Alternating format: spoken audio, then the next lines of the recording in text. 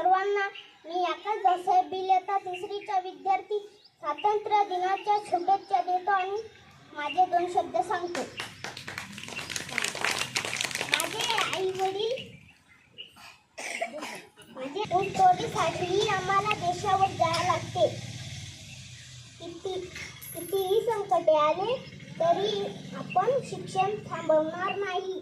पण आज शिक्षण आपल्याला सर्वांना सुखी ठेवू शकतो.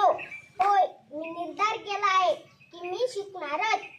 माझी जिल्हा परिषद शाळा माझे स्वतंत्र भविष्य उज्ज्वल करणार आणि या देशाचा एक सुजल नागरिक होणार.